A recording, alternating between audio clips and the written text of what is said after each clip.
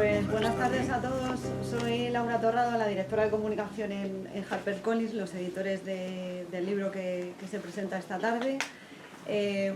Bueno, muchas gracias a la librería, primero por cedernos el poder hacer esta tarde y permitirnos hacer esta tarde esta presentación aquí en Santiago, a todos los que habéis venido esta tarde, que nos ha dejado un poquito la lluvia poder disfrutar de la tarde de paseo. Y bueno, a Jesús G. Maestro por haber confiado en HarperCollins. Para nosotros es un honor tenerle en nuestro catálogo editorial y ha sido todo un descubrimiento, porque nosotros llegamos a él pues a través de los vídeos de YouTube, como probablemente la mayor parte de los que estáis aquí, que le conoceréis de sus vídeos, y estamos encantados con el libro. Ha salido hace apenas un mes, está funcionando de maravilla, está teniendo muy buena crítica y esperamos tener un muy buen año de promoción a lo largo de diferentes ciudades con él. Así que bueno, también agradecer a David Souto, que esta tarde nos acompaña también y va a hacer la presentación junto con Jesús. Y yo no me extiendo mucho más, os dejo con los protagonistas de la tarde, que son ellos dos. Aproveitar ahora a pasar, para decir uns poucos días máis. Vale, sí, aquí hay cadeiras, ¿vale? Para que precise.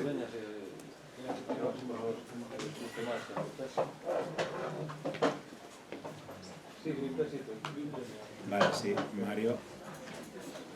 Bueno, empezamos entonces. Bueno, gracias a todos por estar aquí.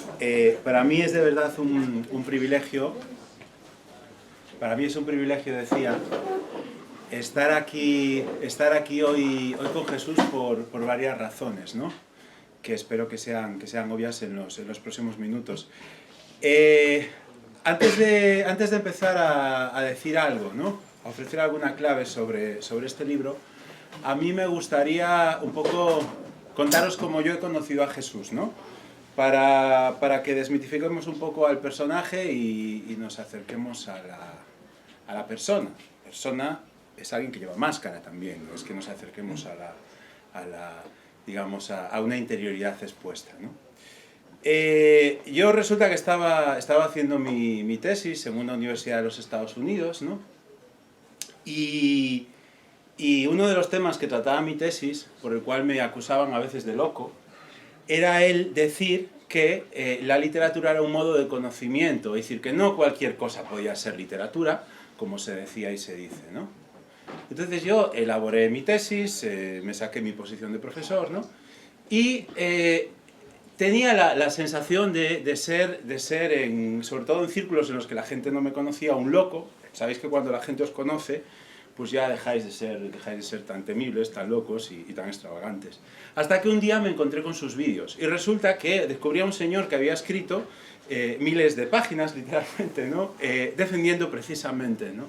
Que había una cosa que se llamaba la crítica de la razón literaria, que permitía definir la literatura de una manera específica y científica.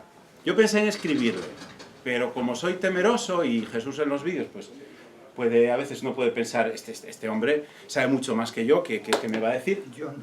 Yo no le escribí.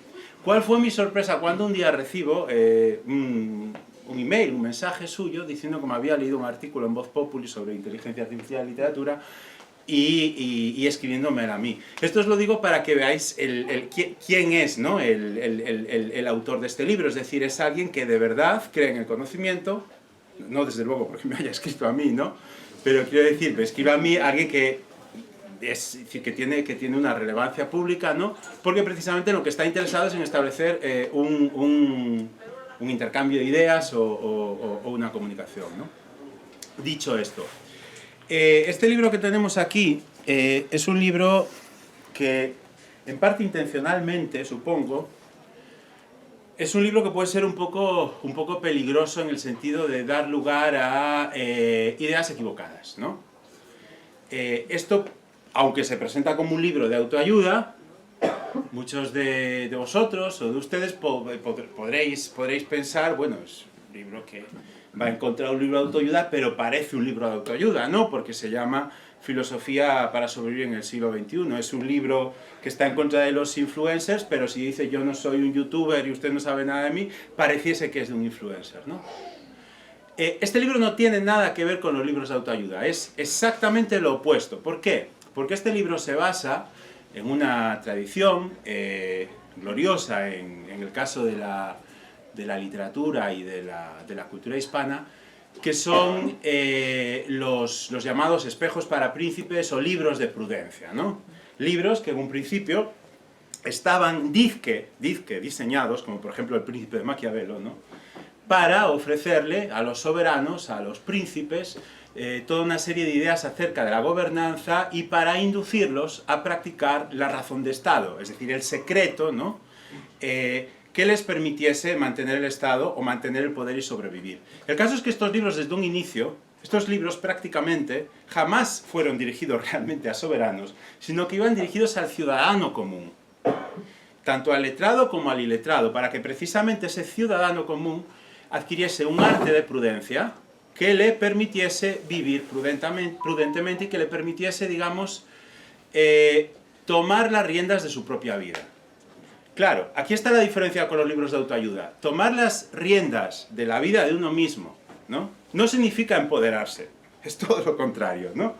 Entonces hay un problema porque por una parte tenemos esta literatura sapiencial que te permite a ti mismo ser, digamos, como un soberano, ser el soberano de tu propia vida, ¿no? Ser el, digamos, quien toma tus propias decisiones, etcétera, etcétera. Y por otra parte tenemos toda esta literatura de autoayuda. Pero son dos cosas radicalmente distintas. Una viene de la raíz grecolatina y tiene bastante fortuna en el mundo hispano, y otra es una creación del mundo protestante que conlleva pues, la deificación del ser humano, el voluntarismo, etcétera, etcétera, ¿no? Entonces esto es algo que es importante tener claro de entrada.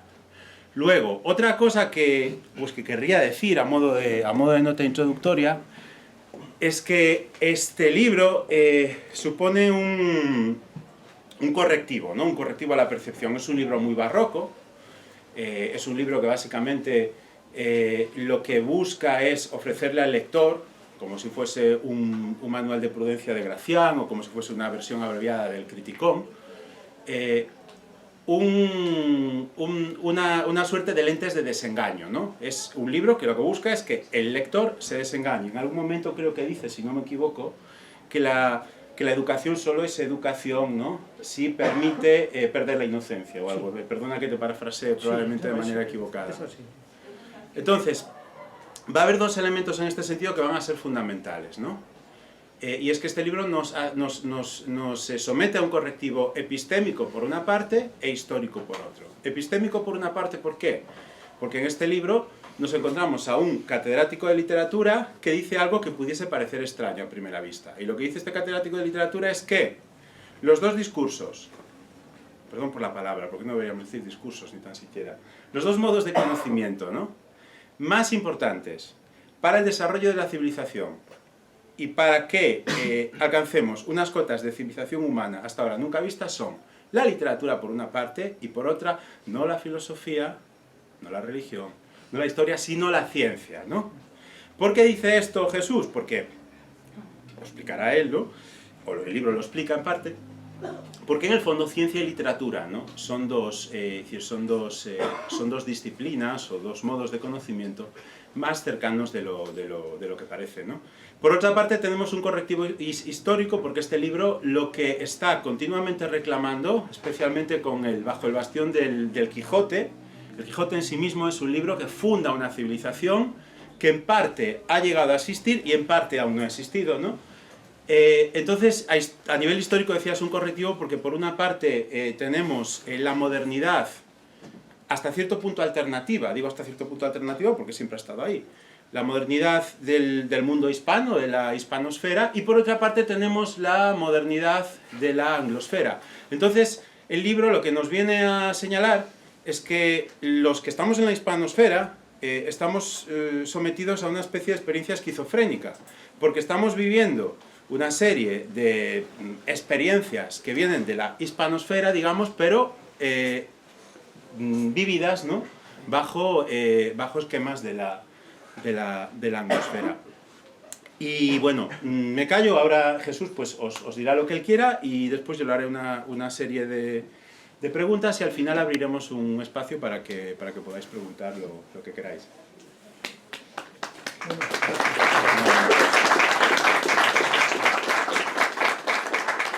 Bueno, yo tengo que agradecer a todo el mundo pues que me haya, digamos, prestado atención, para bien o para mal, en unas o en otras circunstancias.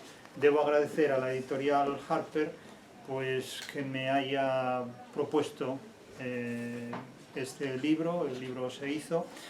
Agradezco a los lectores del libro su atención y a David Souto, pues evidentemente le agradezco mucho que me dedique su tiempo y su atención personal y profesionalizada. Y evidentemente a ustedes también, porque podrían estar en cualquier lugar y no aquí. Y bueno, pues han decidido estar aquí en un ambiente, en fin, confidencial, familiar, pequeño, que es un ambiente más gratificante que otros. Y están en definitiva delante de la persona, no delante del personaje, que probablemente bueno, pues, pueden haber visto o mediatizado en otros contextos, y este es el contexto real, el contexto natural. No hay nada mágico, es decir, somos una persona común y corriente como todas, en definitiva, al que las circunstancias pues, o los mediadores han puesto en un determinado contexto, pero la realidad es la que hay, es la que es y no nos engañamos. Hablábamos del mundo anglosajón y tal, efectivamente, claro, yo siempre prefiero hablar sobre todo de la tradición literaria hispano-grecolatina. Suena esto casi como a chocolatina, pero no lo es. Es la tradición que empieza en Grecia, que sigue en Roma, y que en el barroco se ha dicho que este libro es muy barroco, sí lo es muy barroco, tiene sus tonalidades muy quevedescas en muchos aspectos, y efectivamente no es un libro de autoayuda, porque los libros de autoayuda no existen en realidad. Si existieran no se podrían llamar de autoayuda. La nomenclatura autoayuda es una invención anglosajona para etiquetar productos comerciales que tienen su rentabilidad, pero la ayuda la recibimos de alguien exterior a nosotros, a veces para bien, a veces para mal, y claro, es casi como el libro de caballerías que acaba con los libros de caballerías. De hecho, hoy día los libros de autoayuda son como los libros de caballerías cuando Cervantes escribe el Quijote. Bueno, ya estaban pasados de moda, ¿no? Pero hoy día los libros de autoayuda sí que están muy de moda. De hecho, cuando no es este caso, porque aquí estamos en una librería, pero cuando no estamos en una librería, sino en un supermercado de libros, pues el espacio que tradicionalmente ocupaba la literatura hoy lo ocupan los libros de autoayuda, prometiendo, bueno, pues la felicidad y todas estas cosas. En este libro no se habla de felicidad, en este libro se habla de una manera de ver la vida, de una manera de enfocar la vida para sobrevivir, que no es poco, a la época que nos ocupa, que es el siglo XXI. Claro, primera enmienda, ¿no? Usted escribe un libro de filosofía en contra de la filosofía. Claro, ya lo hemos explicado en otras ocasiones, pero nos vamos a adelantar a la enmienda. La filosofía es una palabra que significa muchas cosas. Evidentemente, todas las palabras significan muchas cosas, y cualquiera que se haya enfrentado a la literatura sabe que las palabras en la literatura adquieren significados que el diccionario no puede registrar, que no se registran en un diccionario, porque el diccionario no puede agotar el significado que las palabras semánticamente inflaman cuando entran en la literatura. Entonces, claro, la filosofía pues es un conjunto general de saberes para regular principios de conocimiento que tratan de dar sentido a la vida. Esa es una acepción. Luego, la filosofía es también una materia que se estudia en institutos, en seminarios, en centros de enseñanza. Es el nombre que recibe una facultad en una universidad. Es una doctrina filosófica, la filosofía de Kant, la filosofía de Hegel, la filosofía de alguien que ha construido un sistema, o un asistema, porque claro, aquí ya es mucho hablar, decir que la filosofía es un sistema. ¿Y cuál es el sistema de Nietzsche? ¿Y cuál es el sistema de Derrida? Son asistemáticos y sin embargo son doctrinales filosóficamente. Y luego, bueno, pues la filosofía es en otra de sus acepciones, una fortaleza o una serenidad en la vida para afrontar determinadas vicisitudes, como Boecio. Y luego la filosofía es también, pues insisto, un modo de ver la vida, un modo de tomarse las cosas con filosofía. Entonces, en el título del libro está la sexta acepción y por el interior del libro están el resto de las 5 acepciones. Entonces, claro, digamos que no podemos reducir el uso de una palabra tan polivalente, tan inflamable semánticamente a una sola de estas acepciones. Y luego, evidentemente, en el libro se abordan muchos temas de los cuales se podrá ir hablando aquí, se podrá ir sacando lo que podamos ver de ellos. Y en esos temas, evidentemente, se ofrecen puntos de vista. Claro, hay mucha gente que me dice, bueno, es que yo no estoy de acuerdo con lo que usted dice, ¿yo qué quiere que le haga? Es decir, yo no hablo ni para estar de acuerdo ni para estar en desacuerdo. Yo no hablo ni para hacer amigos ni para deshacer amistades. Es decir, yo en definitiva hablo para exponer unas ideas que tienen como centro de gravedad fundamentalmente la literatura, que es una materia muy desconocida, en realidad muy devaluada, porque se ha expulsado en realidad de los planes de estudios, se expulsa de los centros de enseñanza y no se expulsa por casualidad, porque la literatura dice muchas más cosas de las que aparentemente parece que dice y nos informa sobre muchos aspectos que resuelven muchos problemas. Entonces, cuando nos quieren suprimir la literatura, alguna razón hay por la cual quieren construir una sociedad donde la literatura no exista. Y claro, no hay que olvidar, ninguna persona que se dedica a la literatura puede olvidar que la filosofía platónica nace con la intención patibularia de expulsar a la literatura del Estado. Y nunca hemos sido tan platónicos, sin pretenderlo, como hoy, como en el siglo XXI, porque la literatura, ¿dónde está? ¿Dónde está? En los centros de enseñanza. ¿Dónde está? En las universidades. Se han reemplazado los estudios literarios por los estudios culturales de elaboración anglosajona, y eso no ocurre gratuitamente. Entonces, claro, si dentro de la, más que hispanosfera, insisto, prefiero hablar de una tradición literaria hispano-greco-latina o greco-latino-hispánica, llámese como quiera, ¿no?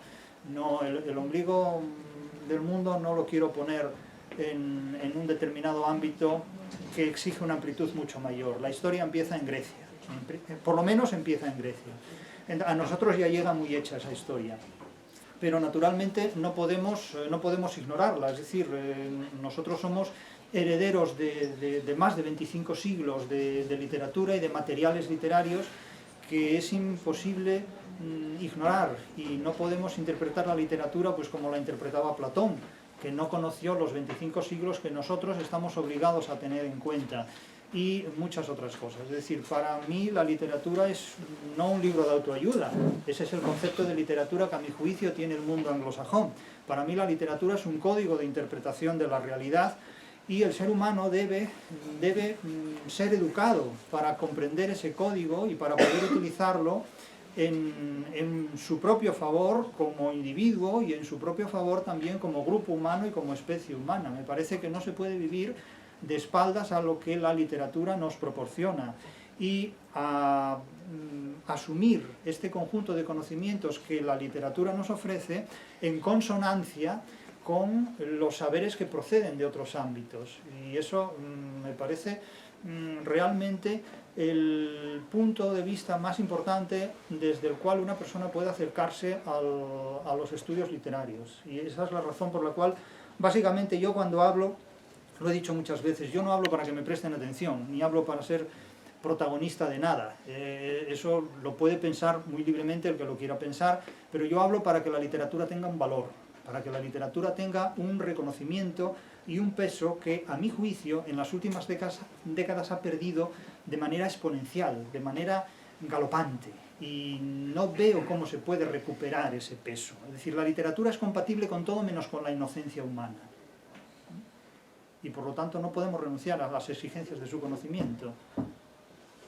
Eso me parece el punto de partida fundamental. No sé si tienes ya preguntas que... sí, bueno, a ver, cualquier pregunta, ¿no?, que podamos hacerte con respecto al libro va a bascular siempre en torno a el legado hispano, la literatura y la idea de lo que... Sí, el hispano sí, pero no solo el hispano. Es decir, no solo el hispano, porque Cervantes es importante, pero Cervantes sin Homero no es legible. Claro, claro. Entonces, lo que quiero decir es que o sea, no me voy a limitar... Hay una continuidad, de hecho tú dices... Claro, esa es la historia. Quiere decir que el ombligo del mundo no somos nosotros. Claro, claro. El centro de referencia es no tanto para mí la hispanosfera, cuanto toda una tradición literaria hispano-grecolatina, la lectura de los clásicos. Es absolutamente fundamental. Es decir, Homero es la piedra, digamos, inicial, es el primer eslabón de una cadena importante, ¿no? Y ahí, cuando hablamos de literatura comparada, cuando hablamos de genealogía de la literatura, el punto de arranque es ese, que hay literatura antes de Homero. Hombre, claro, hay literatura oral antes de que haya literatura escrita, pero digamos que los límites de la literatura no se pueden circunscribir a los límites del Estado, pero bueno, esto ya es otro debate. Sí, bueno, pero podríamos entonces decir, ¿no?, que esta tradición hispano-grecolatina, ¿no?, sí, de la que tú hablas, cuando me refiero al mundo hispano me refiero a la única civilización, ¿no?, que ha mantenido, después de la ruptura que en el siglo XVI se produce con el protestantismo, ¿no?, el protestantismo rompe con la tradición grecolatina en muchos sentidos, de manera que lo que aquí estamos defendiendo, ¿no?, son una serie de valores que pueden estar en Chaucer, por ejemplo, pueden estar en escritores pero a partir del siglo XVII esta ruptura es manifiesta y da lugar, lo explicas en el libro, pero esto quizás sería interesante que lo desarrollases más, da lugar a dos modelos antropológicos, ¿no? Por una parte, uno basado en los derechos civiles, que sería el hispano-grecolatino, y otro los derechos civiles por encima del derecho mercantil, y otros basados en la supremacía del derecho mercantil sobre los derechos civiles. Esto es muy obvio, por ejemplo, tiro de canon, en el caso por ejemplo, del siglo XVII, alguien como Francisco de Vitoria, ¿no?, cuando escribe De Indis, ¿no?, o alguna de las relecciones, ¿no?, y de ahí provienen, ¿no?, los tan cacareados derechos humanos, aunque el derecho mercantil ya está asomando la patita por ahí, ¿no? Los derechos civiles son los que priman, ¿no?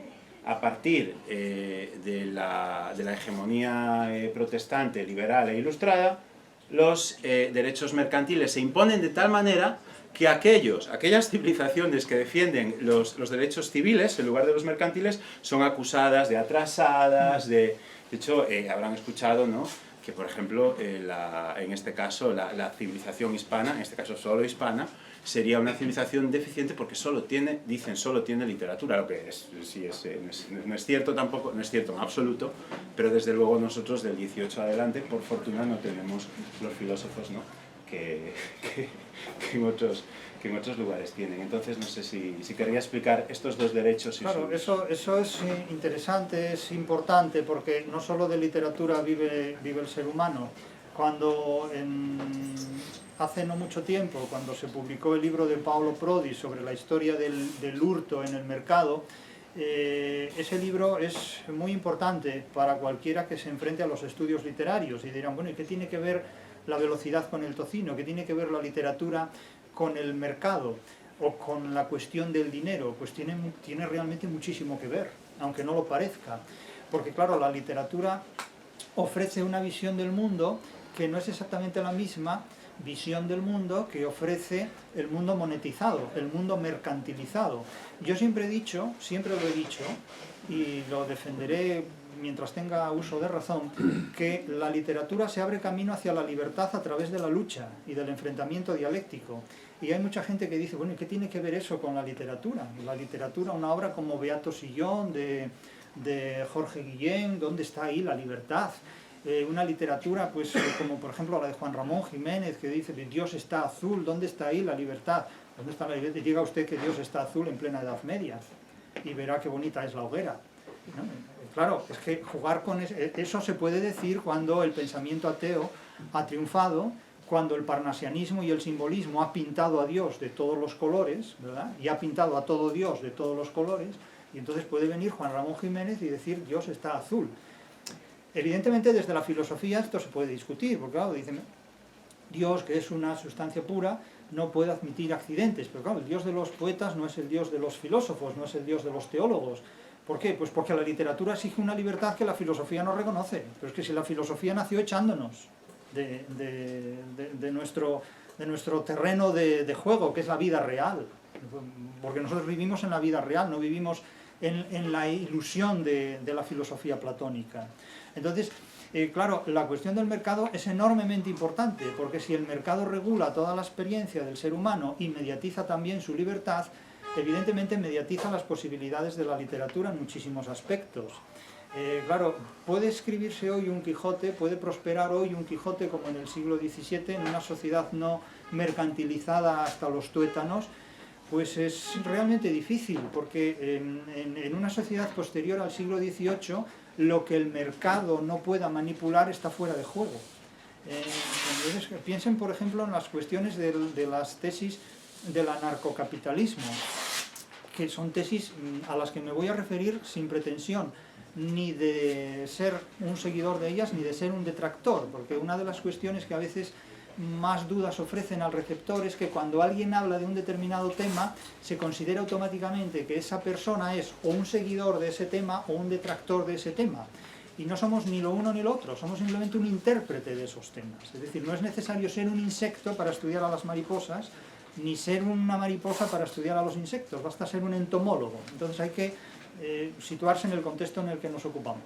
Una tesis como por ejemplo la del anarcocapitalismo es simplemente heredar los planteamientos de la negación del Estado para reemplazar el derecho civil por el derecho mercantil.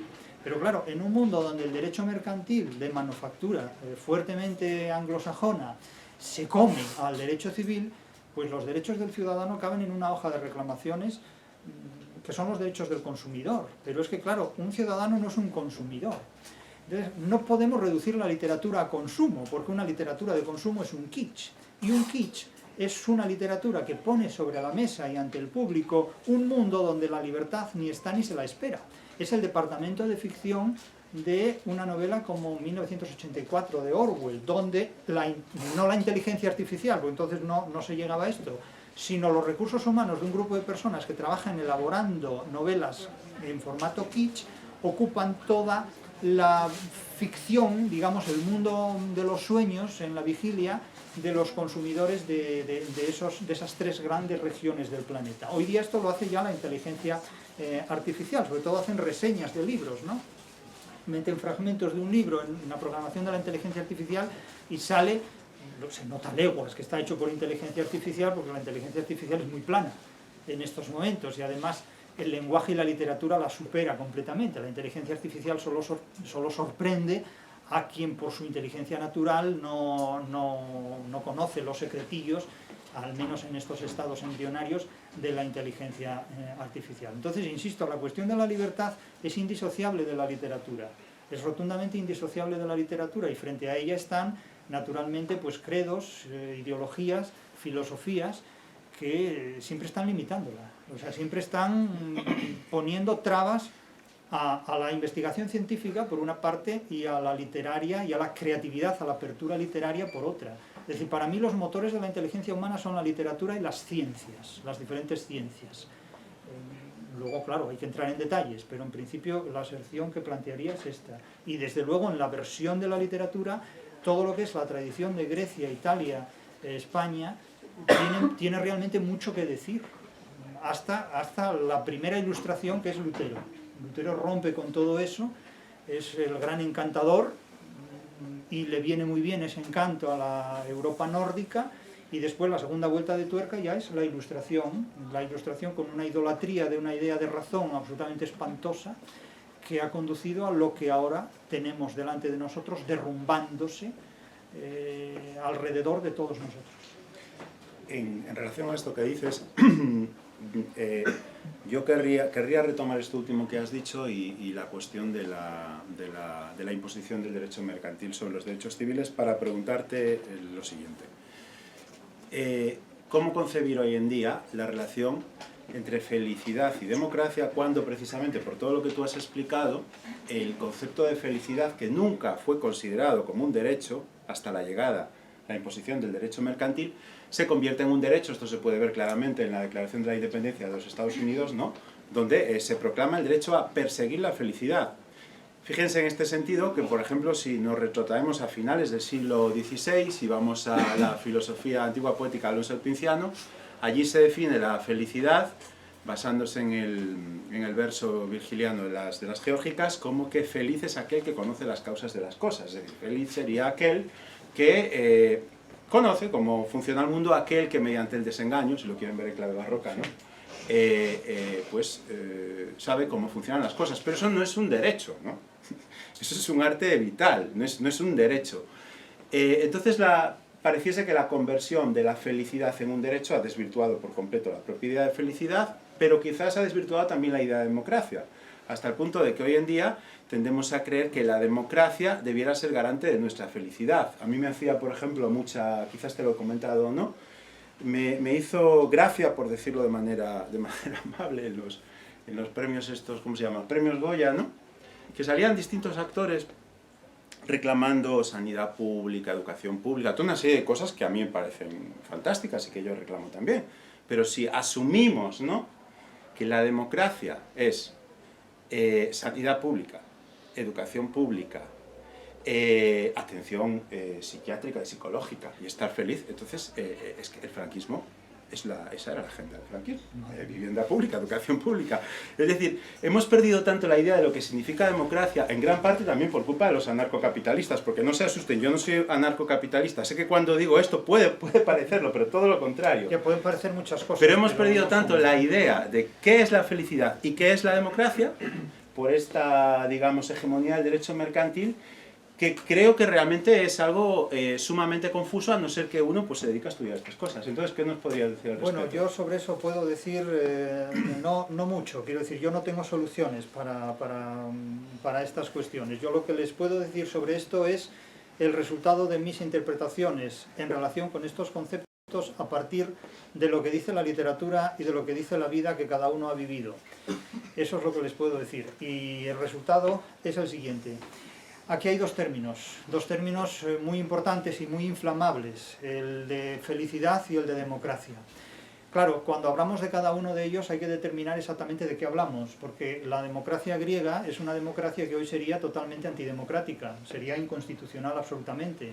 Es una democracia basada en la esclavitud, es una democracia donde las mujeres no existen, donde solo tienen derecho a voto aquellos hombres que formen parte de una minoría seleccionada, no selecta, sino seleccionada, que no es lo mismo, y que hayan formado parte del ejército en determinadas condiciones. Entonces, claro, eso es un tipo de democracia que cuando se invoca, es que la democracia nació en Grecia. Sí, bueno, pero en Grecia nacieron muchas cosas y la democracia griega es imposible de trasplantar a cualquier otro momento de la historia. Claro, la democracia de los Estados Unidos, de América, declara una serie de principios generales sobre los derechos humanos, pero parece ser que los hombres que no fueran de determinadas características ni eran humanos ni mucho menos hombres. Las mujeres seguían ocupando un lugar totalmente invisible y representado, etcétera, etcétera. Entonces, claro, las democracias, según de qué democracia hablemos, pues hay que matizar muchas cuestiones. Claro, lo que tenemos desde el siglo XVIII es un concepto de democracia de manufactura anglosajona, de manufactura completamente protestante. Y la cuestión de la felicidad no es ajena a esta, casi podríamos decir que la felicidad es una superfetación de este concepto anglosajón de democracia, es decir, cuando un organismo embarazado genera dentro de su embarazo un nuevo organismo, es decir, que la felicidad de alguna manera es un resultado de esta concepción de la democracia, en virtud de la cual solo cabe una explicación, entre otras, dominante, y es que la felicidad no es más que una hipérbole del idealismo, es decir, es el idealismo hiperbólico, en virtud del cual un país básicamente como Alemania, que no por casualidad es el gran inventor del idealismo moderno, primero con Lutero y después con toda la filosofía del idealismo que lleva digamos, la genealogía de Alemania. Es un país que bueno, se inventa a sí mismo una superioridad y un supremacismo que condujo a 2 tragedias mundiales seguidas prácticamente, que sigue encantando a muchísimas personas. Al propio Ortega y Gasset le fascinaba Alemania, siendo testigo directo de 2 desastres históricos que vivió directamente, pero le seguía fascinando a Alemania. Era una cosa curiosísima esto, ¿no? Como tiene delante la tragedia histórica de mayor que un ser humano pudo haberse encontrado nunca, y sigue fascinándole un país que inventa fantasmas, que cree en espíritus absolutos, que ve noúmenos y fenómenos a su manera por todas partes, que llega a un Dasein, en fin, una cosa impresionante, vamos. Son unas novelas en formato filosófico que, como he dicho muchas veces, lo único que diferencia la literatura de la filosofía es que los literatos no se creen las ficciones, pero los filósofos se las creen, como si tuvieran una cita con el espíritu absoluto cada vez que lo invocan. Claro, es una cosa que realmente era para decir, mire, tranquilícese usted un momento y tómeselo con calma. El take it easy, ¿verdad? Sería muy recomendable. Es decir, tranquilícese que el espíritu absoluto no va a cambiar nada, mayormente. Entonces, esta idea de felicidad como algo que uno puede exigirle al espíritu absoluto, al Dasein, o a las mónadas, o a lo que sea, pues evidentemente va innato, porque se tiene que poner en relación con algo que nos garantice los derechos. De tal manera que la posibilidad de vivir una vida a la carta es algo que el Estado debe ofrecer. Es algo que el Estado debe ofrecer. Pero claro, el problema es que el Estado también puede desaparecer históricamente en un momento dado. El Estado no ha existido desde siempre. Ha habido momentos en la historia en los que no había Estado, como es una Edad Media feudal. Se habla hoy día también de neofeudalismo, pero el Estado no va a vivir siempre. Y si en un momento dado se suprime el Estado, lo que de alguna manera reemplazaría toda esa maquinaria, pues es un mercado.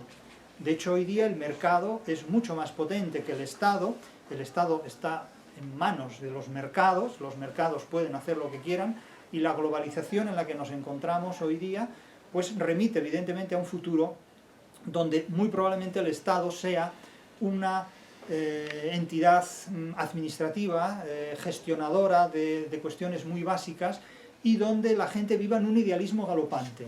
El idealismo galopante es el de la felicidad. Ese los condensa a todos, ¿no? Si se promete la felicidad, pues todo el mundo va. Pero la felicidad, de alguna manera, es heredera de promesas anteriores igualmente fracasadas. Se puede prometer la inmortalidad del alma. Desde el seréis como dioses, de la serpiente luzbelina del paraíso, es decir, seréis felices. Felices ya lo eran y no lo sabían, ¿no? En definitiva. Entonces, aquí de lo que se trata es de prometer a la gente algo que permita comprar su alma y su cuerpo. Y en este caso es la felicidad. En tiempo será la inmortalidad. Y en el futuro pues será otra cosa. Pero lo importante es que el burro siempre tenga la zanahoria delante. Es así. Quiero decir que el idealismo en ese terreno es una máquina que funciona a la perfección. Funciona excelentemente. Por eso es el gran motor del mundo anglosajón, es el idealismo. Lo que no sabemos es durante cuánto tiempo más estas concepciones del mundo anglosajón pueden seguir funcionando porque tengan un mercado que las abastezca. Esto ya no lo sabemos, porque no sé cuáles son los ideales de una cultura como la China. Un país como la República Popular China tal vez tenga conceptos muy diferentes. Digo tal vez porque no lo conozco y no puedo hablar de ello con suficiencia. En ese sentido, ¿no? Pareciese que precisamente estas semanas estamos asistiendo a un cambio de ciclo, aunque yo desconfío siempre mucho de los cambios de ciclo a bombo y platillo, ¿no? Con focos anunciados y casi inducidos. Pero algo que yo te quería preguntar en este sentido es, tú especialmente en tu anterior libro, en ensayo sobre el fracaso de la democracia en el siglo XXI, pero también en este, insistes mucho en defender la idea de Estado como el garante de la civilización, ¿no? O de la civilización más conveniente, ¿no? Para los seres humanos. En este libro llegas a decir incluso que la literatura, que según lo que tú expones, sería precisamente esa forma de conocimiento que junto a la ciencia o las ciencias no permiten el desarrollo de esta civilización, dices que la literatura, o una literatura en condiciones, solo puede llegar a darse de manos de un Estado. debemos decir en este sentido, el libro de Jesús es muy maquiavélico, cuidado, cuando digo maquiavélico me refiero no a la idea preconcebida de Maquiavelo, sino a maquiavélico como, es decir, realista. La realidad es la que es, no la que uno querría que fuese, ¿no? Sí. Sería muy bonito pensar que podemos escribir novelas y poemas en contra de este Estado, del otro Estado, y que la literatura es antiestatal, pero realmente la historia nos muestra lo contrario, ¿no? Entonces, no sé, ¿podrías explicar un poco, porque creo que no es algo muy intuitivo para alguien que no esté un poco metido en estas cosas, qué relación, primero, por qué defender la forma Estado, y qué relación hay entre Estado y literatura. Creo que es importante explicar qué es la forma Estado, porque hoy en día la forma Estado, por intereses obviamente muy transparentes, aun cuando intentan ser opacos, está siendo sometida a todo tipo de vilipendios. Es decir, se asocia a aquellos que quieren imponer el totalitarismo, asocian la forma Estado precisamente al totalitarismo, ¿no? Bueno, y básicamente yo veo en el Estado servicios públicos. Eso es lo que yo veo en un Estado. Es decir, la posibilidad de ir a una universidad que no sea privada. No tengo nada en contra de las universidades privadas, pero a mí me parece que la educación es un bien de primera necesidad. La educación en un contexto público. Y yo mismo, de hecho, he tratado de sacar el aula, no digo a la calle, pero sí de hacer público el contenido de mi actividad docente para que llegue a todo el mundo. Eso me parece absolutamente muy importante. Es decir, cuando buscamos sobre todo un servicio público, a mi juicio, ese servicio público debe estar articulado en un Estado, porque si realmente lo que hacemos es privatizar el conocimiento, claro, estamos privando a toda una sociedad de determinados conocimientos. Eso, desde mi punto de vista, es una barbaridad. Eso es una barbaridad. Entonces, a mi juicio, el concepto, claro, naturalmente cada uno puede tener en su mente el concepto de Estado que quiera tener. Pues no es lo mismo un Estado que otro Estado, no es lo mismo la República Popular China, que Alemania, que Reino Unido, que Estados Unidos, que Corea del Norte. Es decir, hay diferentes conceptos de Estado dentro de una misma época y a lo largo de la historia han cambiado. Pero hablamos de un Estado moderno y de un Estado que debe, a mi juicio, seguir preservándose en su modernidad. Y para que un Estado garantice una serie de libertades y una serie de servicios, no puede perder, digamos, la proyección abierta de esos servicios. Desde el momento en que se privatizan los servicios, hay gente que se ve privada de ellos, por razones económicas, por razones familiares, por razones laborales, y claro, cuanta menor es la formación que tiene una persona, menos libertad puede disponer para el desarrollo de su vida. Y eso es un perjuicio ya no solo para esa persona, sino para toda la especie, para todo el grupo, para toda la sociedad. De tal manera que, para mí, privar a alguien del conocimiento de la literatura es algo nefasto, es algo completamente nefasto. Y por esa razón yo, a título personal, he querido siempre poner a disposición de todo el mundo lo que yo sepa de la literatura. Después, cada persona podrá hacer de eso lo que quiera. Unos hacen tesis doctorales, otros chistes, otros pasan el tiempo. Cada uno puede hacer lo que quiera, pero eso ya es otra historia. El día que no dispongamos de conocimientos, a ver de qué materia hacemos los chistes. Porque, claro, los tiempos cambian y mudan las artes. Entonces, insisto, para mí el Estado es una figura política de referencia, porque sin Estado, ¿qué podemos hacer? ¿A quién podemos apelar? O sea, ¿quién puede defender los derechos de una organización humana que no tenga el amparo de un Estado? El mercado no va a defender los derechos del Estado. El mercado tiene sus propias leyes y sus propias normas. Y naturalmente las leyes del mercado no son las leyes de un Estado. El derecho mercantil tiene una serie de exigencias, porque al ser humano el derecho tiene que defenderlo. Como decía un ilustre jurista, el derecho penal está para defender al ser humano incluso del propio derecho penal. Claro, es que mucho cuidado con todo esto. Las leyes del mercado no son las leyes del Estado. Son leyes muy diferentes y pueden resultar enormemente agresivas. Entonces, a mi juicio, la preservación del Estado, en términos realmente democráticos y en términos de libertad, es fundamental para asegurar el conocimiento. Es cierto que hay estados y estados, porque el Estado lo primero que hace es privatizar la literatura, y privatizar una frente a otras. Entonces, claro, pero claro, en el Estado tenemos que participar todos, porque si no es un Estado que priva, en nombre del mercado, en nombre de lo que sea. Y temo, francamente temo, y no lo temo yo solo, sino que cualquiera que eche un vistazo a la historia, temo que el siglo XXI se va a despedir con menos estados de los que actualmente están registrados en el planeta. Eso es lo que temo, que la globalización es el estado supranacional del comercio y probablemente el derecho mercantil se va a imponer al derecho civil. Pénsese que en Roma no hay derecho mercantil, el Imperio Romano no tiene derecho mercantil, pero no lo tiene no porque no exista, sino porque el derecho civil en Roma se impone al derecho mercantil. El derecho mercantil que nace a lo largo, se va gestionando a lo largo de la Edad Media, en Roma no existe, no lo hay, porque el mercado está gestionado por el poder civil. Y me dirán ustedes, bueno, ¿y el poder civil por el emperador? Bueno, no solo. Que ser emperador en Roma también tenía sus riesgos. Y notables a veces. Y bueno, si te parece una última pregunta para abrir el turno de preguntas, volviendo al espíritu del libro y al espíritu de la literatura, tú defiendes el valor, diríamos, ético o epistémico de la literatura como aquello que nos permite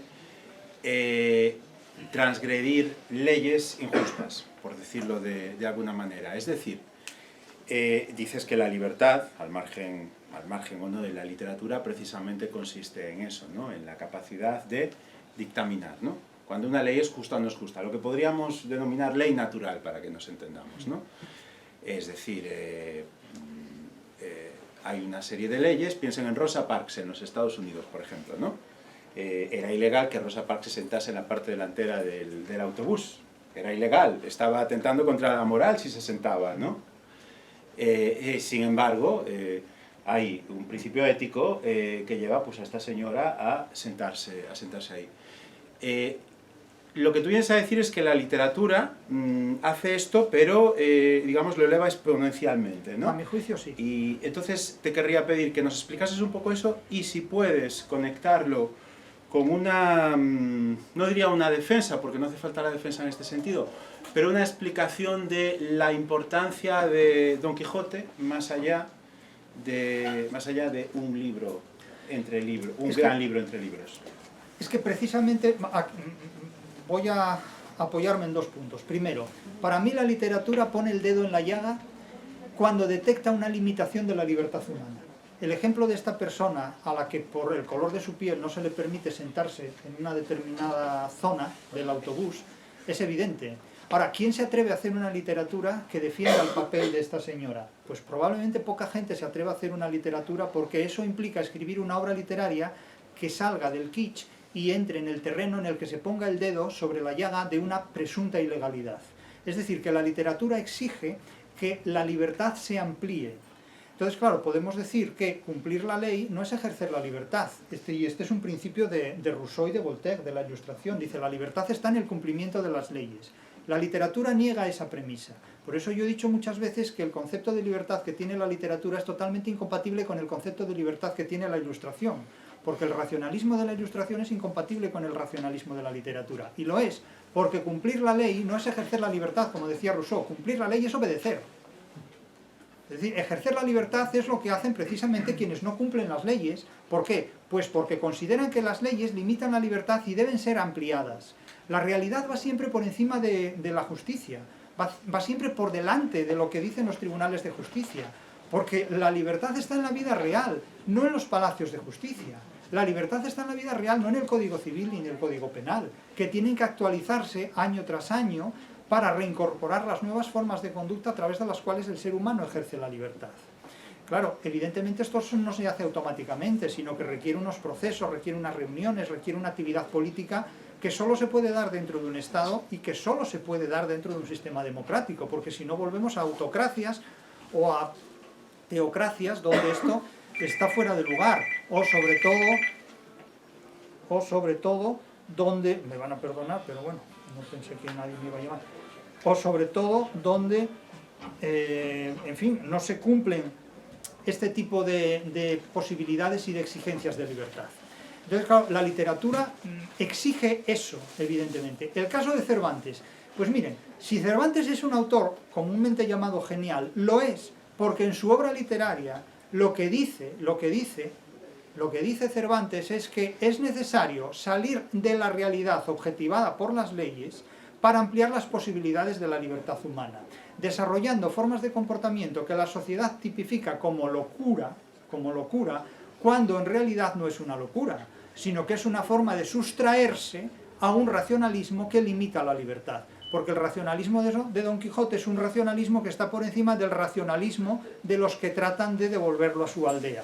Hasta que en un momento dado, un personaje particularmente astuto, como es, y cretino, todo hay que decirlo, como es Sansón Carrasco, lo devuelve a su aldea. Y ahí se desmonta Don Quijote. Pero todo ese artilugio permite a Cervantes hacer muchas cosas. Porque claro, el primer intérprete que tuvo Cervantes fue Avellaneda. Claro, como yo he dicho muchas veces, es la primera interpretación que la derecha hizo del Quijote. El Quijote de Avellaneda es la primera interpretación que la derecha hizo del Quijote. Esto, entre comillas, porque no hay izquierda-derecha antes de finales del 18. Pero, claro, cuando yo he dicho algunas veces que hay una historia de derechas de la literatura española que empieza en El Cantar del Cid, sigue con Gonzalo de Berceo, en fin, Calderón de la Barca. Lope de Vega pega con todos, Lope de Vega es el Ortega y Gasset de la literatura, cabe en todos los salones. Y claro, llegamos, bueno, pues José María de Pereda, etcétera. Y luego tenemos una historia estoy exagerando, esto es una hipérbole, esto no se puede sostener, pero ustedes me entienden. La historia de izquierdas de la literatura española. Tenemos, bueno, pues el Libro de Buen Amor, La Celestina, Lazarillo de Tormes, el Quijote no pega con todo, se puede poner con todo, pero hay sitios en los que el Quijote desentona, pero que no vean. Y claro, Leopoldo Alas, Galdós, son estas versiones, ¿no? Etcétera, etcétera. Pero, claro, en el caso de Avellaneda, Avellaneda es un individuo que fuera quien fuera, probablemente Pasamonte, Ginés de Pasamonte, lo que está ahí detrás de ese personaje, probablemente se da cuenta con muchísima claridad que Cervantes no escribió esa novela muy católicamente, ¿no? Y claro, todo va muy disimulado en el Quijote, pero nótense que en ninguna sola página, en ninguna página de la literatura de Cervantes, Dios está ni se le espera.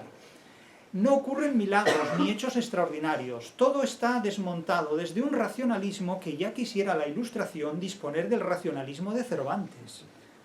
Ya quisiera la Ilustración pensar con el uso de la razón con la que piensan Cervantes, Quevedo, Góngora.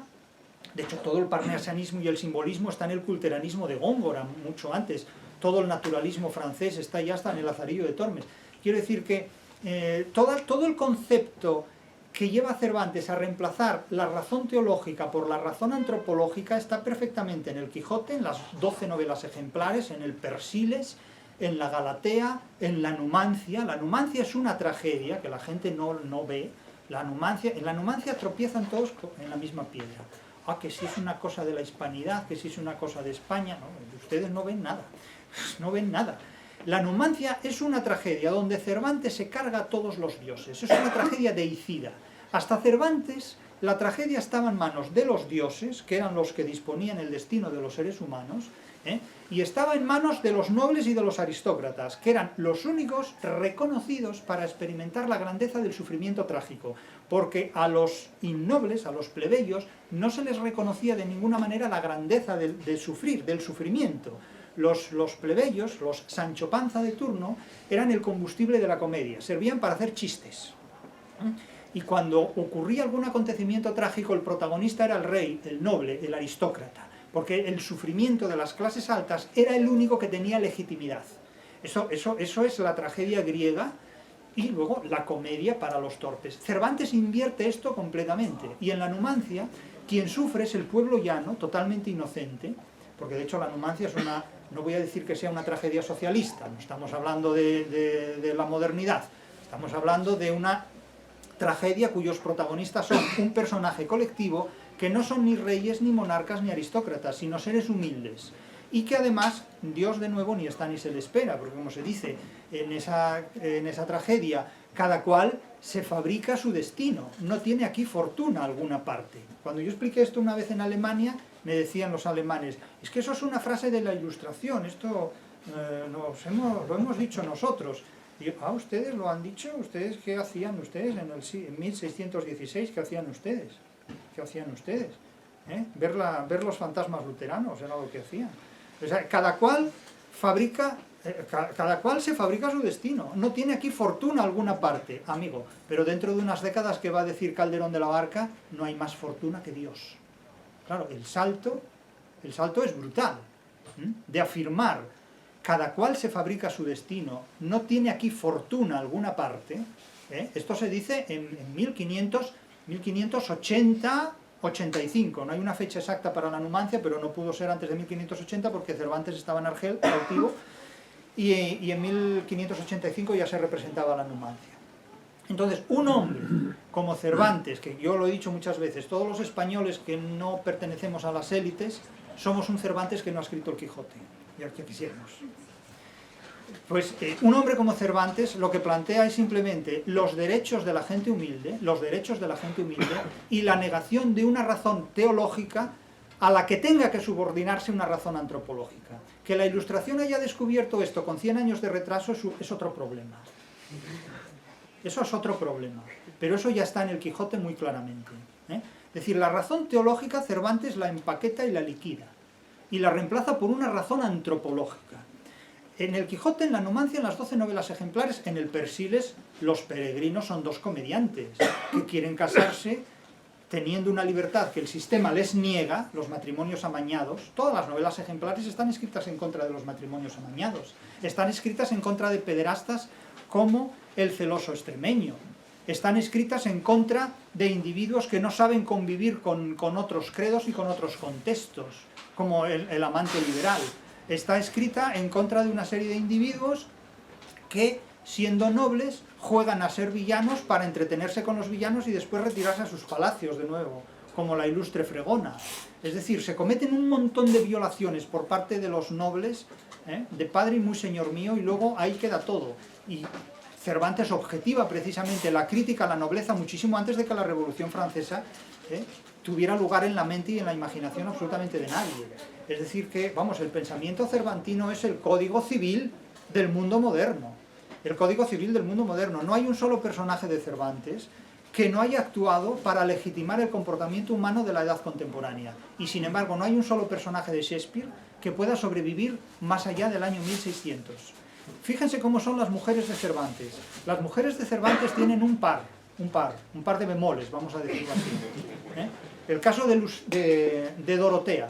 Dorotea en el Quijote puede conducir una nave espacial. Es una mujer a la que no se le pone por delante absolutamente nada. Absolutamente nada. Es desde una comedianta, como se decía en el Siglo de Oro, desde una comedianta de primera categoría, hasta una individua que cuando la deja su don Fernando, va a buscarlo a las entrañas de Sierra Morena y a donde haga falta. Al contrario que Cardenio, que no sabe qué hacer y se vuelve loco. Es decir, una tía como Maritornes, que tiene que aguantar lo que ni se puede contar, asturiana, paisana mía, una tía como Maritornes está dando la cara. Una tía como Maritornes no sabe lo que es el estoicismo, porque no ha leído nunca Séneca, pero es más estoica que ningún filósofo que presuma de serlo, porque tiene que aguantar, insisto, lo que no se puede contar. Y Cervantes le deja ahí su presencia y su huella. Un individuo como Sancho Panza, de quien el narrador dice, tiene muy poca sal en la mollera, no sabía nada de esto. Cuando es gobernador, se va del gobierno y dice, ahí se quedan todos ustedes, con todas sus trampas, con todas sus miserias, con todas sus comedias y con toda su farsa, que yo me voy como me vine, con mi burro. Y ahí se quedan ustedes con la burrería que tienen, parodiando a los nobles y todo ese tipo de cosas. Eso no estaba antes en la literatura de Cervantes, porque Cervantes retrata a los nobles como lo más improductivo de una sociedad. Incluso el propio Don Quijote es un hijodalgo, es un hidalgo, y es el que aparece peor parado en la novela, porque Sancho, que es el que se supone que tiene poca sal en la mollera, es el que plantea el racionalismo que nos hace compatibles con la vida real. Entonces, esta inversión de valores que da Cervantes a su obra, insisto, nos representa el código que representa de alguna manera el derecho civil del mundo contemporáneo. Y vuelvo de nuevo a las mujeres de Shakespeare para terminar todo este parlamento. Es decir, Lady Macbeth. Se ha oído hablar tanto de Lady Macbeth que incita al mal. Lady Macbeth acaba tarada. Acaba deambulando por el palacio porque no sabe qué hacer, no va a ninguna parte. Y el propio Macbeth es un cobarde al que le falta valor para mantener las decisiones que ha tomado. El propio Ricardo III es un psicópata de categoría, incapaz de relacionarse además con cualquier mujer, porque no da para nada, en definitiva.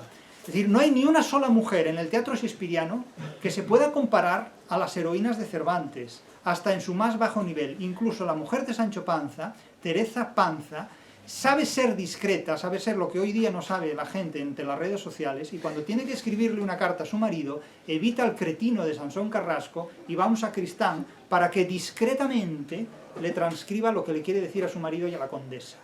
Es decir, que la inteligencia del pueblo en Cervantes es muy superior a la inteligencia de la nobleza. Y ese tipo de cosas que a veces pasan desapercibidas en la lectura del Quijote son absolutamente claves en la interpretación del pensamiento contemporáneo. Por eso cuando alguien dice Cervantes y Shakespeare, dice, bueno, pero vamos a ver, bueno, Cervantes y Shakespeare, eso es un Gozque y un Lebrel. Con todos los respetos para los Gozques y con todo el reconocimiento para los Lebreles.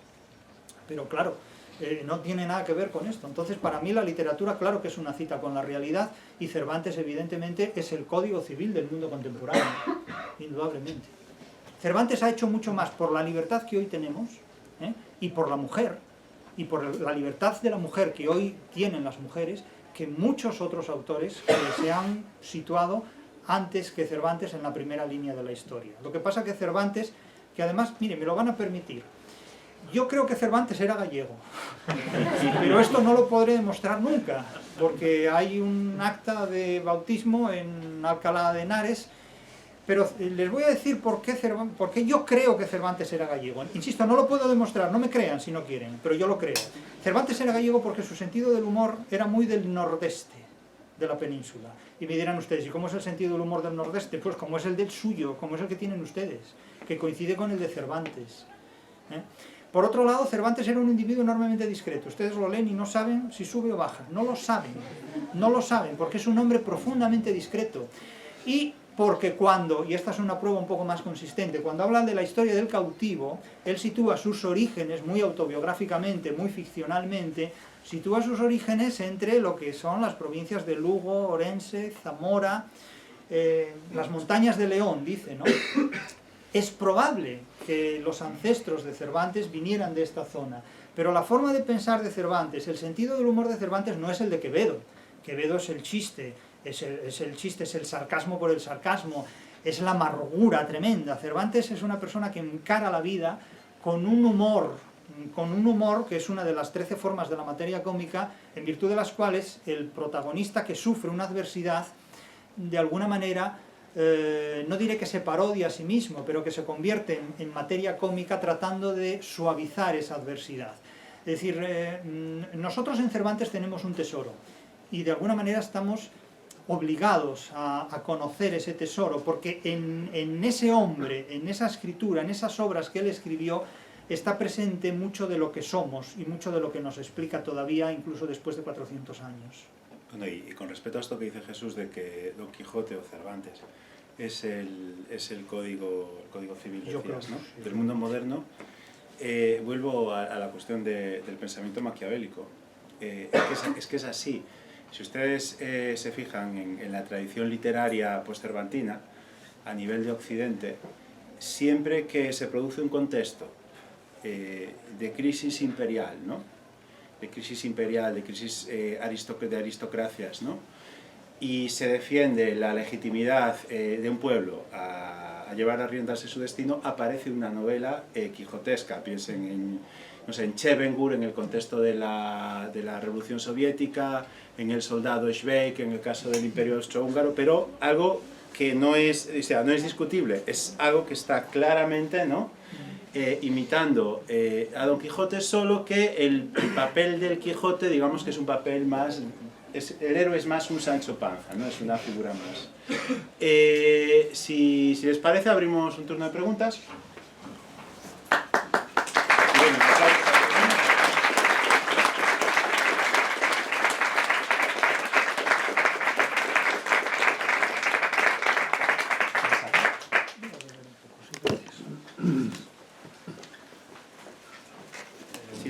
estabas... ¿Habías bueno, levantado...? Ah, perdón, sí, perdona. Bueno, yo viendo que no hay muchas preguntas y si le parece bien, voy a hacer dos. La primera es sobre el cine. Usted en muchos vídeos dice que el cine no puede ser considerado un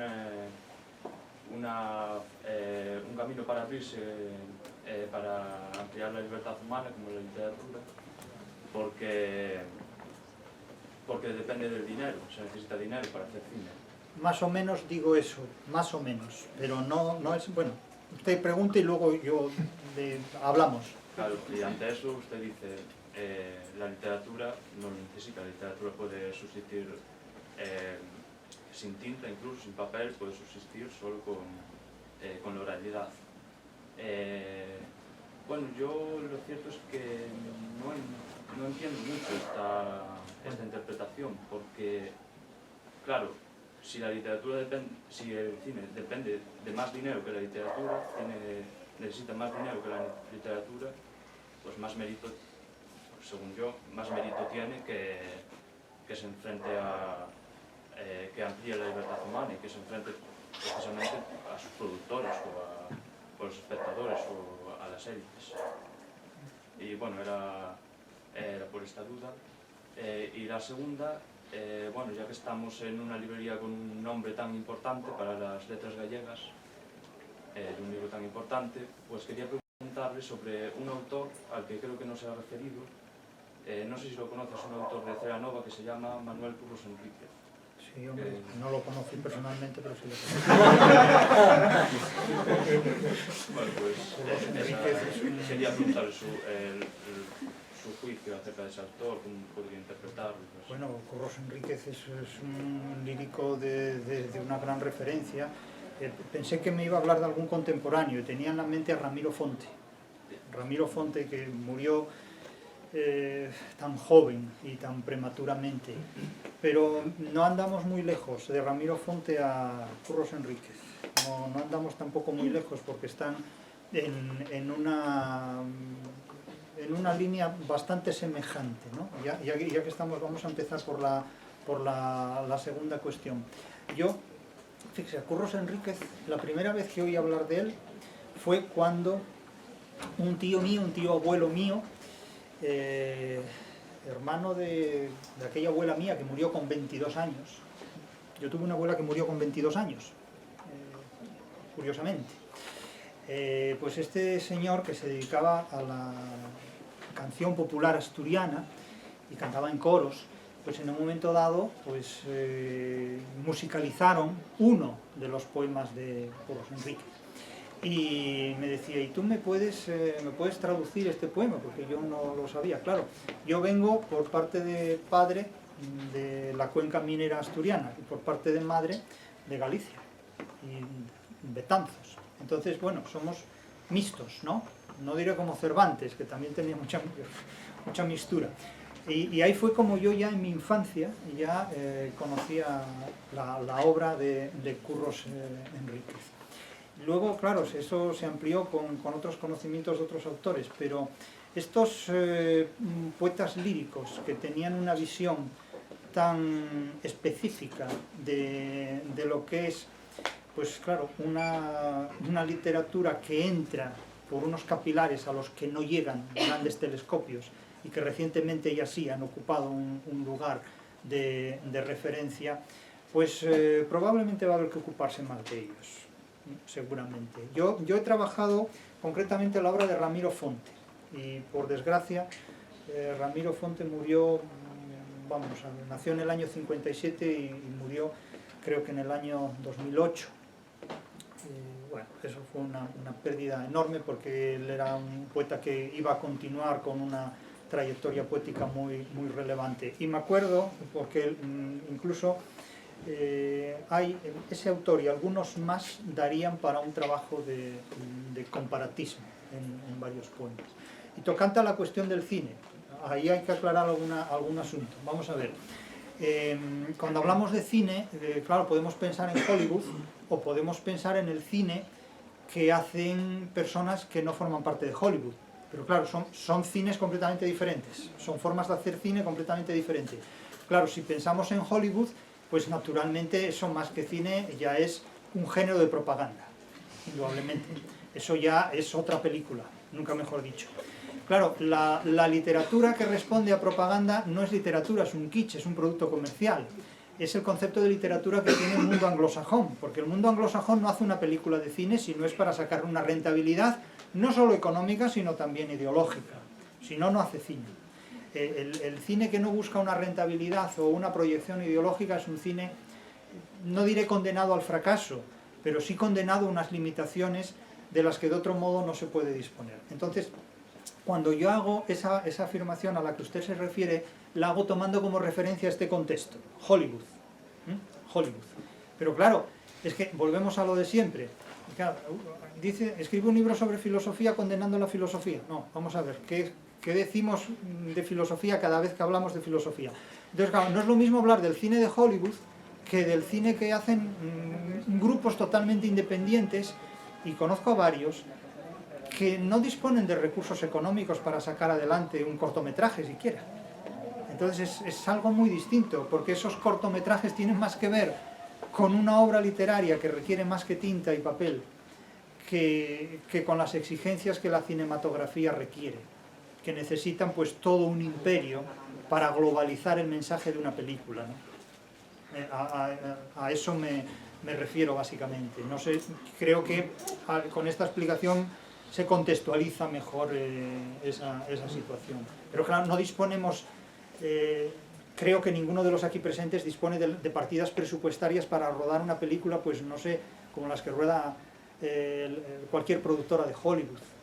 Ni siquiera El nombre de la rosa o El padrino, es decir, no disponemos de esos recursos. Si dispusiéramos de esos recursos podríamos rodar cualquier cosa. Pero, claro, quien nos da esos recursos nos pide a cambio un tributo ideológico. Sí, pero yo me refería más bien a la cuestión,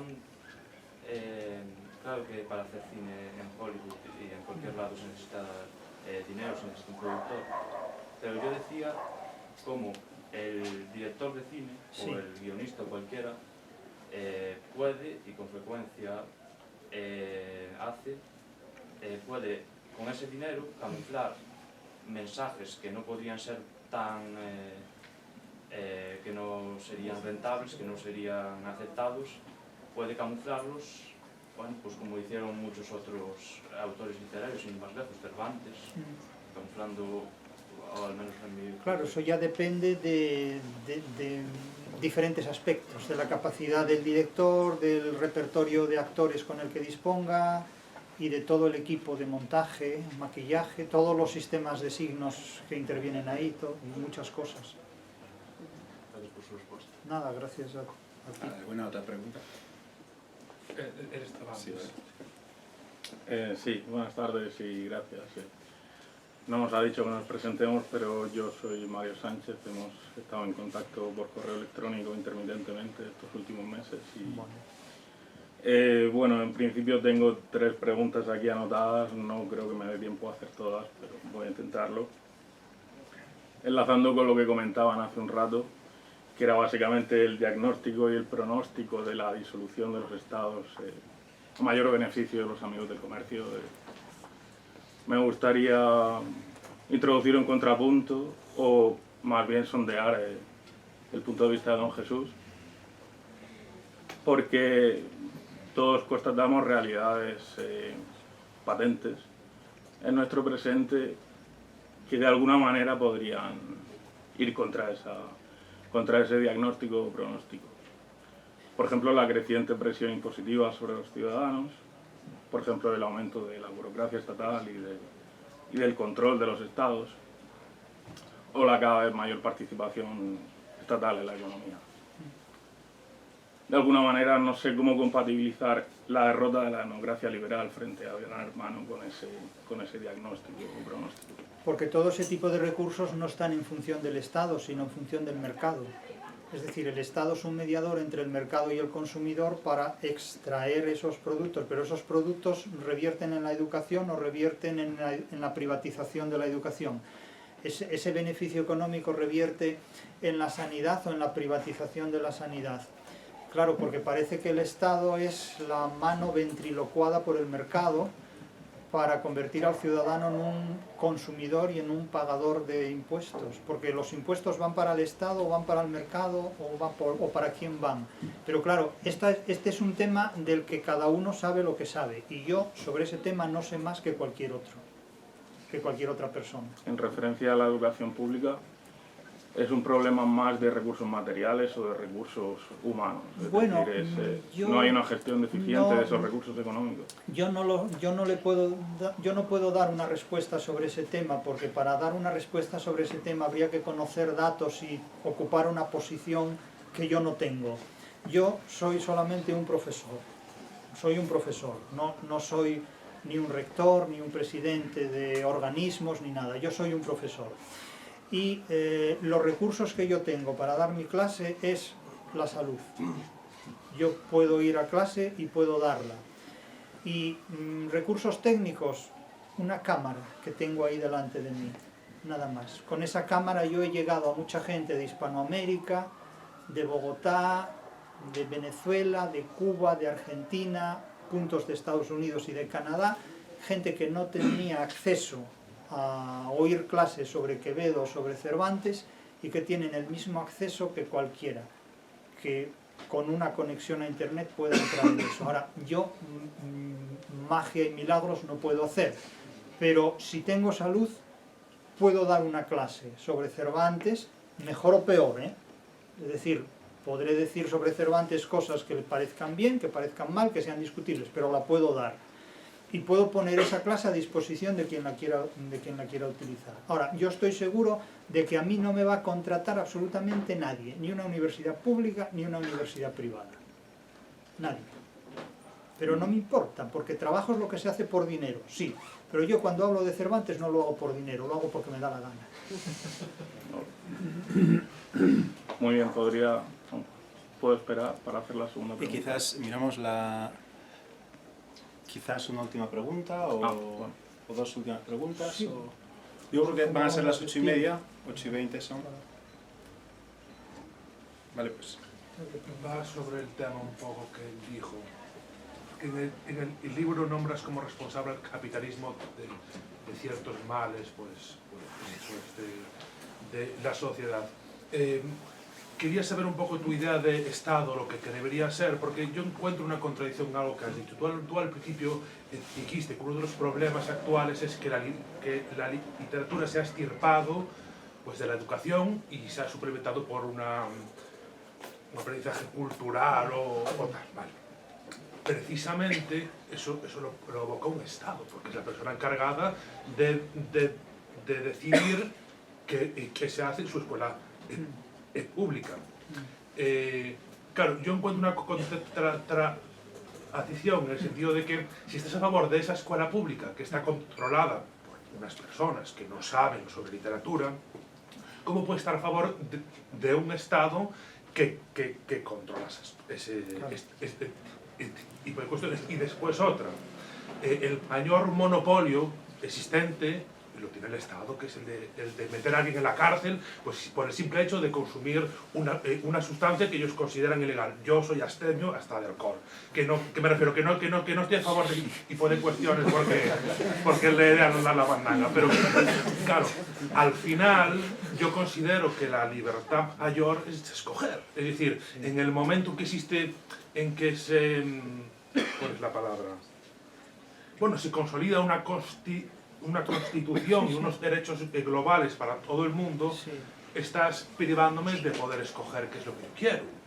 Y también un poco esa distopía en la democracia, porque si todos pudiéramos votar sobre lo que va a pasar con esta chica o él, porque todos decidimos con un voto que eso es lo correcto, estamos coaccionando a esa persona, estamos agrediendo a esa persona que en teoría es lo que preserva esa democracia. Aparte que en un sitio en el que todo se puede votar ya no es democrático, porque hay cosas que tienen que ser propias de una democracia, ¿no? Es decir, un dictador que no puede estar en Venezuela, en una democracia, y todos votaron a que hubiera un dictador. pero no es democrático, pero se votó que eso ocurriera. Claro, Por eso ahí yo el quería tema- saber cuál es tu visión de lo que es un Estado y para que no se convierta en un gran hermano, es decir, en una manera de excusar abrir el cajón de las ratas para que se coman a... Ya, bueno, claro, yo puedo responder hasta donde sea capaz de responder a eso, con la mejor voluntad del mundo. Vamos a ver, entiendo que sí, yo soy partidario evidentemente de una educación libre, abierta y gratuita, y además es que la ejerzo, porque es que me parece que la enseñanza de la literatura es un bien de primera necesidad. Sinceramente, así lo creo y lo ejerzo. Ahora, claro, yo dependo de un Estado, que es el que regula eso. Claro, ¿de qué concepto de Estado hablamos? Hombre, hablamos de un Estado democrático. Hablamos de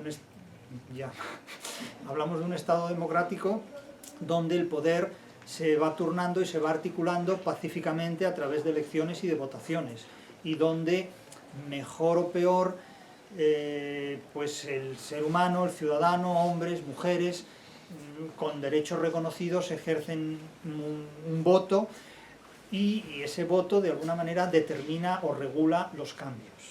Y bueno, y tenemos derechos, podemos opositar, no dicen usted no puede opositar pues porque es blanco, negro, amarillo, hombre, mujer, alto, bajo, etcétera, etcétera. O debería de ser. Debería de ser, pero Porque claro... al final tú tienes que saberlo, está muy encerrado todo lo que puedes decir, o deberías de poder decir. Claro, pero...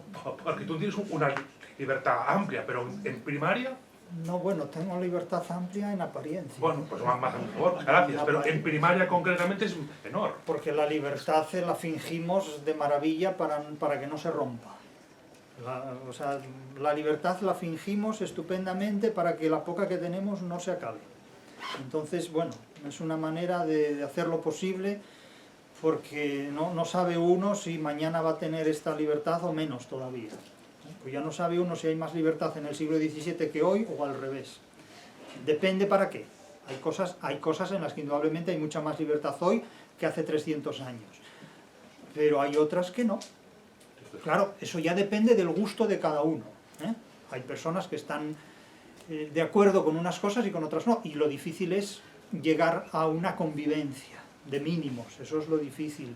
Y sobre todo procurar que no se rompa. Eso es lo difícil. Ahora, claro, yo la solución no la tengo, amigo. Yo la solución no la tengo. Ojalá la tuviéramos, pero yo hago lo que puedo. Y como vosotros.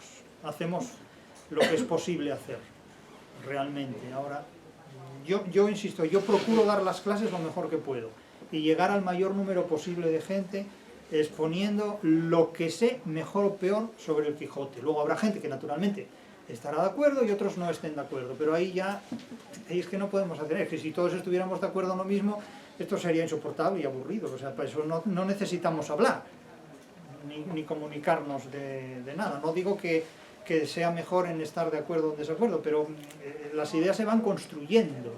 Y además uno no piensa monolíticamente, es decir, ideas que teníamos hace 10 años han cambiado respecto a las que podemos tener hoy. Es lógico, si no, mal asunto, es decir, si no estaríamos como una piedra, ¿no?, en ese terreno. Pero bueno, sobrevivir cada día a veces es un triunfo realmente. ¿Hay tiempo para una pregunta más? Bueno, primero que nada, buenas tardes, don maestro. Felicidades por el éxito de su libro. Y yo, que soy fiel seguidor de sus clases y de sus sesiones online, no he podido evitar fijarme en lo que expone usted a priori en el título de su libro, que es una filosofía. Porque yo, una de las primeras sesiones que yo recuerdo haber visto suya, es precisamente una en la que usted criticaba una filosofía de vida, que era la del autor canadiense Jordan Peterson. Sí, claro, pero para alguien que no le conozca o que no sepa de su figura, ¿cómo discriminaría usted qué es su filosofía de la de alguien como, por ejemplo, él? Bueno, vamos a ver. Cuando yo hablé de Jordan Peterson, evidentemente Jordan Peterson lo que hace es plantear una serie de 12 o 13 consejos, una serie de consejos entre los cuales está: si ves un gato, acarícialo, y otros equivalentes. Bueno, claro, en fin, si leemos, por ejemplo, el capítulo en el que Don Quijote da una serie de consejos a Sancho, entre ellos no figura lo de si ves un gato acarícialo, ¿no? Por alguna razón. O sea, por alguna razón, Cervantes cuando habla, no habla como Jordan Peterson. Claro, yo no discrimino los contenidos, yo a lo que me refiero es a la apariencia primaria, que es en lo que nos fijamos todos, que, a ver, yo a título personal creo que lo de no juzgar a un libro por su portada está más o menos equivocado, porque es lo primero en lo que una persona se fija. Y claro, la fachada es muy parecida, la suya con la de, por ejemplo, Jordan Peterson. Bueno, y Jordan Peterson y yo también somos muy parecidos, porque los dos tenemos 2 piernas, 2 brazos y una cabeza. ¿Comprende lo que me dice? Claro, y los dos dormimos seguramente en una cama, no en la misma, pero horizontalmente. Entonces, claro, las coincidencias en ese punto son inevitables, pero claro, no podemos quedarnos en las apariencias. No sé si me explico. Quiero decir que una vez que nos adentramos en el contenido de lo que dicen Cervantes, lo que dice Jordan Peterson o lo que digo yo, pues hay diferencias, porque cada autor se expresa con una serie de criterios y ahí ya, bueno, las apariencias se disuelven y ya dan lugar a referentes o a contenidos más específicos y más concretos, yo diría. De acuerdo, muchas gracias. En eso, nada, gracias. Bueno, ¿alguna pregunta más? Vale. Es un planteamiento así, que se me ocurre cortito, en relación a cómo sale mal parada la filosofía. Pero hay que ver qué filosofía, Ya, porque es que filosofías hay muchas. Voy a aclarar, la filosofía en este caso entendida como la filosofía de Platón, Kant, otros autores que le encantan como Hegel o Deleuze. Entonces, planteando esta filosofía como una novela y planteando la literatura y la ciencia como aquellas herramientas que contribuyen o ayudan a la humanidad, si me deja acabar un momento es conciso. La filosofía es una novela. Las novelas son... Yo no digo eso. En la conferencia lo dijo. No, porque es que cuando hablamos de filosofía Pero está grabado. hay que ver, puede estar grabado, pero es que cuando hablamos de filosofía hay que determinar de qué filosofía hablamos. De Platón, Kant, Hegel... Pero es que Platón, Kant y Hegel son incompatibles en muchos aspectos de su propia filosofía. Sí, que no estoy valorando si se contradicen o no, sino que Sí, nos pero- pone como novela, simplemente. No, pero yo sí lo valoro, porque es que no podemos, es que no se puede hablar de una filosofía, no se puede decir la filosofía es una novela, porque es que novelas hay muchas y filosofías hay muchas también. Entonces, hay muchas filosofías que son novelas. La República de Platón es una novela, es una utopía, es una distopía o una utopía, porque no puede haber una república Nos así. estamos quedando en un sitio que no quería llegar. Ya lo sé que no quería llegar ahí, pero es que usted me quiere llevar a un sitio en el que yo no estoy. Es solo casi, Pero yo lo entiendo. casi como punto de humor, que quería plantear el silogismo de si la filosofía es una novela y las novelas son literatura, la filosofía es literatura, con lo cual la filosofía ayuda a la humanidad. ¿Y dónde queda la ficción ahí? No hay un elemento ficcional en la filosofía se toma en serio a sí misma. Depende de qué filosofía. Bueno, quiero No, decir, pero Platón vamos se a ver. tomó en serio lo que escribió. Pero vamos a ver, esto se llama... Pero Pero esto se llama sofística. Claro, pero entonces, y yo he dicho también en otras ocasiones, la filosofía es una forma excéntrica de ejercer la sofística. Porque para mí Platón era tan sofista como Gorgias. Lo que ocurre es que no eran de la misma empatía uno y otro, ¿no?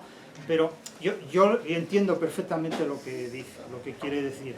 Ahora, claro, a mí hay filosofías que francamente me parecen muy peligrosas, como la filosofía hegeliana, o como la filosofía de Heidegger, o incluso la filosofía de Platón. Es que en un mundo gobernado por un filósofo como Platón, yo no existiría, y Cervantes tampoco, y Homero, bueno, cuidado. Entonces, claro, esos son mundos muy inquietantes, muy peligrosos. Ahora bien, es que no todas las filosofías son iguales.